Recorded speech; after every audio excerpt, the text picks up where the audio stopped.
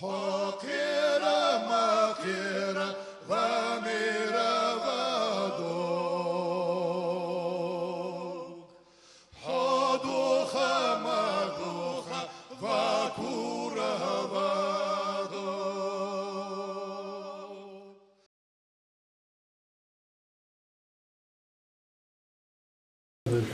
Ассаламу алейкум. Бог дал беркат и Бог говорит. Для того, чтобы существовал народ как нация, необходимо несколько условий.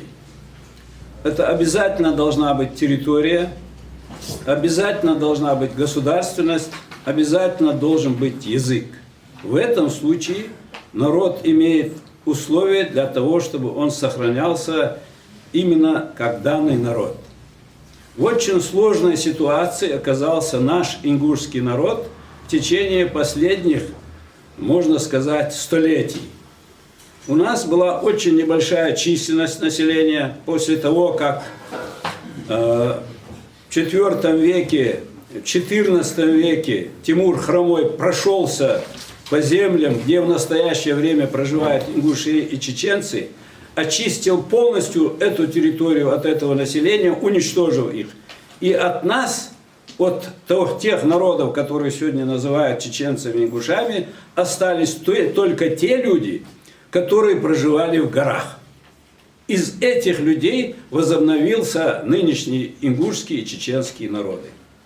Потом вы знаете, что годы советской власти, и прежде всего скажу о временах царских, вы знаете, что после того, как Россия пришла на Кавказ, ингуши добровольно присоединились к России.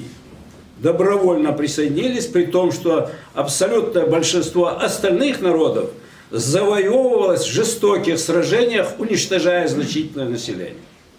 Несмотря на это, когда Россия стала побеждать те силы, которые ей противостояли, органы власти России стали не считаться с интересами ингушского народа. Выражалось это прежде всего в том, что на наших землях, в наших населенных пунктах начали располагать казачьи станицы, изгоняя оттуда население. Так располагались станицы Асиновская, Слепцовская, Нестеровская, Фельдмаршальская, Сунжинская, Тарская и другие. Несмотря на это, мы сохраняли верность свою данной присяге и четко следовали интересам Российской Федерации. Пришла советская власть. Когда она вела агитацию за то, чтобы местное население поддержало ее интересы, советская власть обещала, в частности, ингушскому народу, что земли, отнятые у них под казачьи станицы, будут возвращены. И действительно, в первые годы эти земли начали возвращаться. В частности, в связи с постановлением центральных органов власти о том, что казачество подлежит репрессиям, как принявшие сторону царских властей во время революции, мы начали освобождать свои населенные пункты.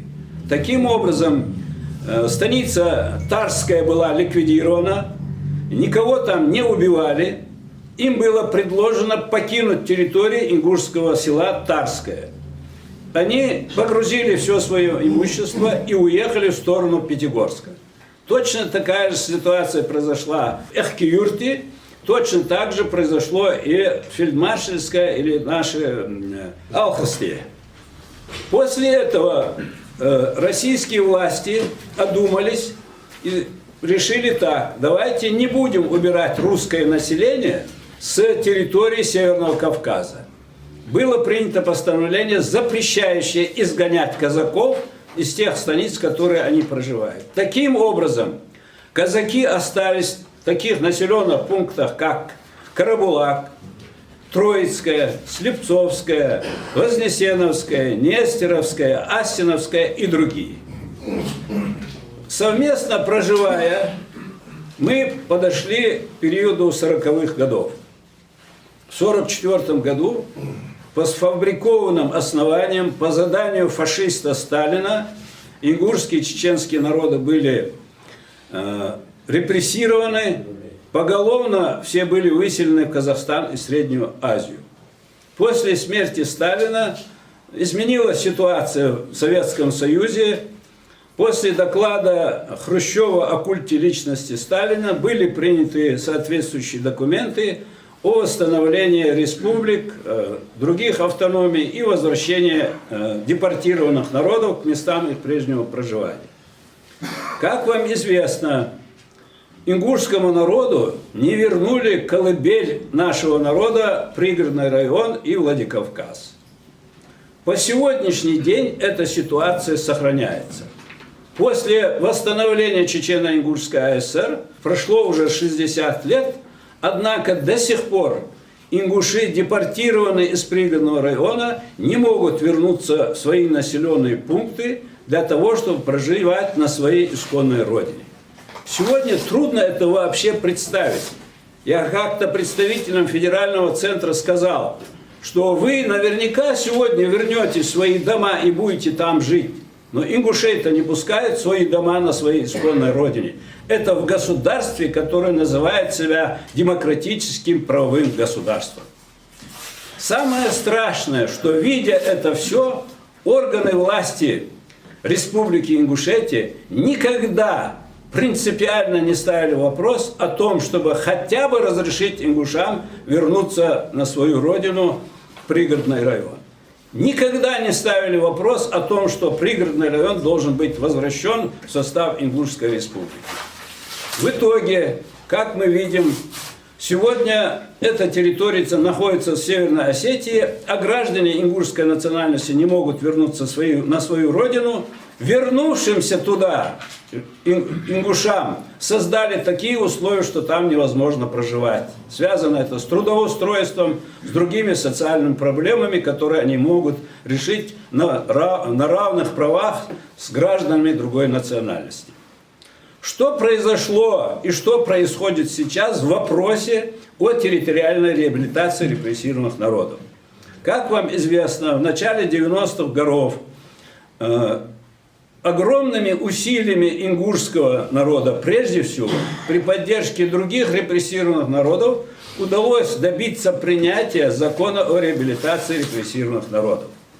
Этот закон предусматривает право репрессированных народов на восстановление их территорий, которые существовали до депортации. В частности, статья 6 закона о реабилитации репрессированных народов сказано, говорится там, что территориальная реабилитация репрессированных народов предусматривает на основе их волеизъявления восстановление административно-территориальных границ, существовавших до их насильственного антиконституционного изменения. Как вы видите, формулировка «насильственное антиконституционное изменение этих границ» подтверждает, что против нас была осуществлена репрессия, и мы были незаконно выселены. Так вот, для того, чтобы восстановить нашу территориальную целостность, наша республика, в лице руководителя нашей республики и нашего парламента, были обязаны, во-первых, в соответствии со статьей 6 закона о реабилитации, выявить волю народа на восстановление территориальной целостности. То есть нужно было узнать у народа, хочет ли ингушский народ, чтобы была восстановлена территориальная целостность, чтобы в состав республики были возвращены те земли, с которых мы были депортированы в 1944 году. Каким образом это можно выявить? Я уже многократно это говорил, повторю и сегодня. В определении Конституционного суда Российской Федерации от 1 декабря 2005 года сказано, что волю репрессированного народа о восстановлении ее территориальной целостности можно выявить тремя путями. Первое – это референдум. Второе – это постановление законодательного органа республики. И третье – сочетание этих обоих способов. То есть минимальное, что может сделать республика, это наш парламент мог бы принять постановление о том, что, выражая волю ингушского народа, они считают необходимым восстановить территориальную целостность Республики Ингушетия или Ингушетии, существовавшей на 1944 год. Проект такого постановления нами отдан в этот парламент через депутатов, которые сегодня проявляют себя патриотичными. Следующий момент – это принятие самого закона о границах Республики Ингушетия. Как вы видите, между Республикой Ингушетия и Чеченской Республикой было подписано соглашение об установлении границ. Эти границы нам устанавливал не федеральный центр. Я это подчеркиваю в связи с тем, что многие годы, многие ингуши заявляли так: земли у нас отняла Москва, и Москва нам должна вернуть эти земли. Я всегда разъяснял, вы неправильно поступаете, так говоря. Во-первых, наши земли отданы были нашим соседям указом Президиума Верховного Совета СССР от 7 марта 1944 года. Так вот, этот указ о передаче наших земель соседям был отменен указом Президиума Верховного Совета СССР от 9 января 1957 года. Вот Москва свою часть в этом вопросе, свои обязанности в этом вопросе исполнила 9 января 1957 года, отменив указ о ликвидации Чечено-Ингушской АСР и передаче ее территории соседям. Следующий, значит, шаг должна была сделать наша республика. Значит, мы здесь как-то обсуждали этот вопрос в 1995 году. Для того, чтобы обмануть ингушский народ о роли Ачировой, Мамжан, это была жена сослуживца нашего первого президента Руслана Аушева, для того, чтобы ее от Ингушетии избрать в депутаты Верховного Совета, значит, здесь была затеяна такая операция. Подготовили проект закона о реабилитации ингушского народа. Наш парламент его внес в Государственную Думу. Там Ачирова этот закон пролоббировала якобы, и он был принят в первом чтении. Он пролежал там 5 лет. В 2000 году по инициативе нашего парламента этот закон был отозван из нашей Государственной Думы. Документы, связанные с этим, я переслал Малсак сюда на почту, можно будет распечатать, посмотреть их. Это была, значит, такая акция для того, чтобы обмануть ингушский народ, и чтобы мы поддержали избрание Мамжан депутатом Ачировой. Теперь, что сегодня мы должны бы сделать, чтобы добиться территориальной реабилитации? Как я сказал, границу с Чеченской Республикой установили мы сами. Москва нам эту границу не устанавливала. Это говорит о том, что границу из Северной Осетии, из Кабардино-Балкарии можем установить только мы сами. Никто не вправе нам ее устанавливать. Сегодня, значит, мы могли бы так сделать. Обратиться к парламенту Северной Осетии с предложением. Давайте сядем, обсудим о том, как нам установить границу между нашими республиками. У меня нет сомнений, что парламент Северной Осетии откажется от этого. Такая попытка нашим парламентом предпринималась несколько лет. Они ответили, что у нас границы установлены, нам ничего не нужно делать, ничего не нужно изменять. Это просто первый шаг был бы для того, чтобы показать, мы предпринимали шаги, но наши соседи не пошли нам навстречу.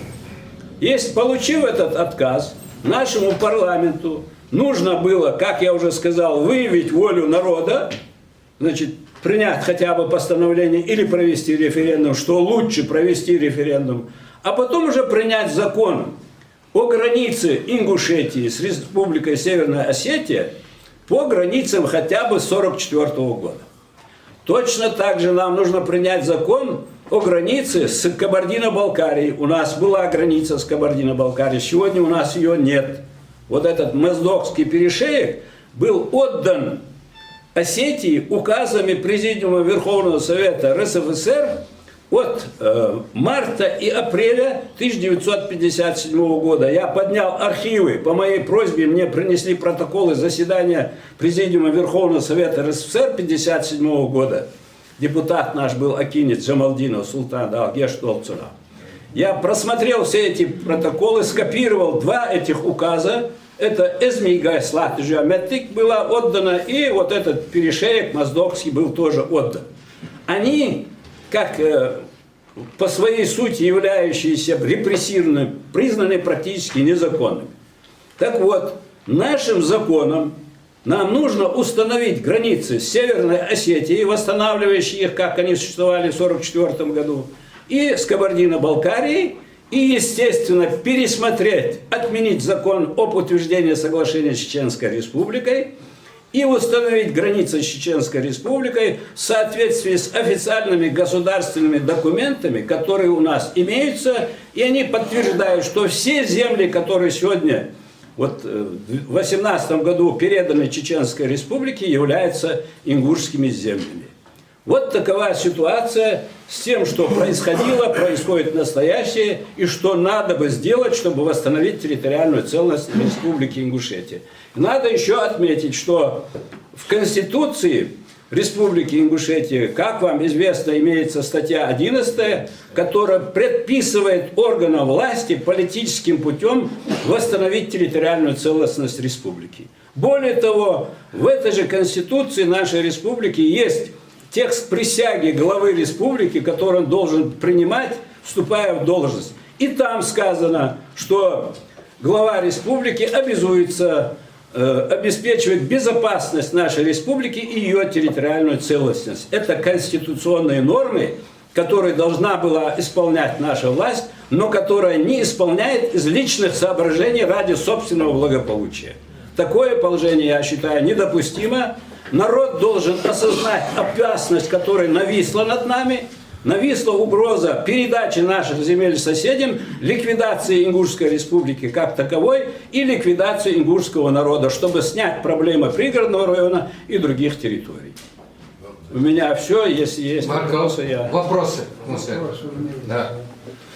Как вы думаете, Муса, если созвать или собрать где-нибудь здесь или где-нибудь в помещении каком-нибудь республиканском или, может, найти зал какой-нибудь, всех представителей репрессированных народов и представителей всех кавказских и закавказских республик, представителей, и обсудить этот вопрос с ними? Я считаю, что такой необходимости нет. У каждого репрессированного народа свои проблемы. И каждый из них должен сам решать свои проблемы. Ежели мы пригласим сюда представителей других народов, что мы будем им говорить? Мы будем говорить, вот наше ингушское правительство никчемное, наши парламентарии не хотят защищать интересы народа, пожалуйста, воспитайте их нам, что ли. Поэтому это бессмысленно, оно результата не даст положения. У меня вопрос. Муса, вот при существующем парламенте вот эти вот все нормативные акты, которые ты сказал, в пользу выше, принять возможно или нет? Мое мнение такое, что эти депутаты представляют, во всяком случае, свои семьи, свои тейпы и представляют ингушский народ. Ежели эти члены семей, этих депутатов, их тейпы и в целом ингушский народ заставит их следовать интересам ингушского народа, то можно добиться. Но если они будут, как сегодня, продолжать руководствоваться только личными интересами, конечно, с этим составом добиться невозможно наших стратегических целей. Еще один вопрос. Каково влияние сегодняшнего, так называемого президента на эту ситуацию? Он влияет на решение парламента сегодняшнего, его мнением или нет? Большинство депутатов действует исключительно под руководством главы Республики Ингушетия Евкурова Юнусбека Баматгиревича, и эти действия носят антинародный, антиингушский характер. И еще последний вопрос, если можно. И последний вопрос. 26 числа мы собираемся провести митинг. корень зла, по вашим ответам, является эта глава. Есть более важная для нас, для ингушей, задача, чем убрать этого главу со своего места, если там будет другой глава, и парламент будет по-другому работать. И остальная часть людей, которые сегодня еще где-то колеблется в чем-то, и она повернется в эту сторону. Я к чему так это суммарно говорю? На этом митинге главное, что является? Убрать этого. Не убрать, а недоверие. Выгнать, убрать, ликвидировать, как хочешь. Это является главной нашей задачей или нет? Вопрос этот очень актуальный, но его нужно решать правильно. Ежели мы поддадимся сейчас эмоциям и сосредоточим свои усилия на отставке главы, мы можем получить обратный результат. То, что он руководит всеми отрицательными процессами в этом вопросе, нет ни у кого сомнений, но как решать вопрос, значит, изменения поведения и главы республики, и депутатов, нужно очень продуманно, аккуратно, не, как говорят, не навредив интересам нашего народа. Поэтому я считаю, что на митинге ставить вопрос как об отставке, я считаю, нежелательно. Эффект будет обратный. Муса, и последнее. Все, что ты здесь говорил, конечно, бесспорно правильно, нужно и квалифицировано. Мало ингушей есть, которые владеют вот такими знаниями.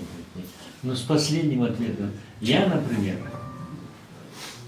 Беков Мурат Залимханович.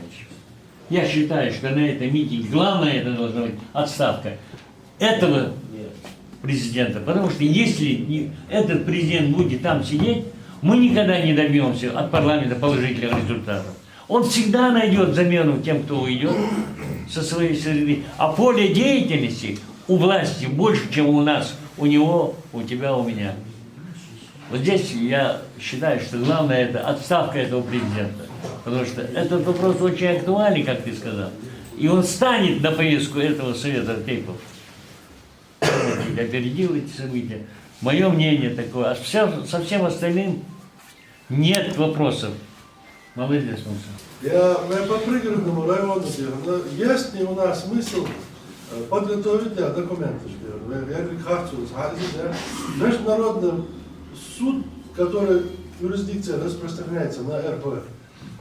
Международный суд подать иск за то, что мы делаем, за землепользование, за то, что наш ущерб делаем. Иск подать, есть такой смысл в нашей республике? Это очень сложный вопрос. Смысл, конечно, есть. Какие нормы международного законодательства предусматривают, это я не знаю. Поэтому я не могу сказать, вот так или иначе нужно действовать. В любом случае, права, интересы ингушского народа нарушены, мы имеем право и обязаны требовать их восстановления. И на внутригосударственном уровне, и на международном уровне тоже. Это все нужно делать согласованно, обдуманно, чтобы получить положительный результат. Марков, задавай. Муса, можно ли отнести к геноциду такой вопрос упразднения Ингушской республики? 44-й год или о чем мы говорим? Настоящее, предвидящее. Это сегодня говорить о том, что будущее, что будет в будущем, и квалифицировать это как геноцидом мы не можем. Еще есть вопросы?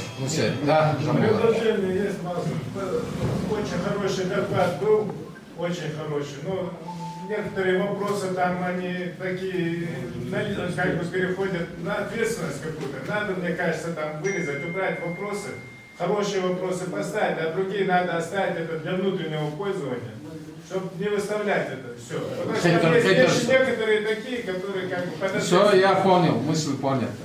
Ажил, если вопросов больше нет, к Мусиде есть, говори. Я хотел узнать этот вопрос. Представляться, где Эндервай. Сон ВОЗ, представьте. Вопрос по пригородному району. Вопрос стоит о правобережье города. Наша общественность всегда ставила вопрос о правобережной части Владикавказа. В частности, этот вопрос обсуждался и на втором, и на третьем съезде ингушского народа, которые проходили в Грозном. Народ всегда ставил и ставит этот вопрос.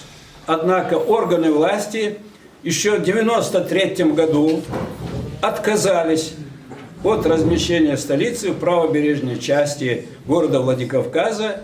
Это подтверждено официальными документами за подписью президента Республики Ингушетия Аушева, соответственно, документами Федерального центра о строительстве новой столицы города Магас. Вот такая ситуация. Народ настаивает на этом, органы власти нет. Они отказались от этого.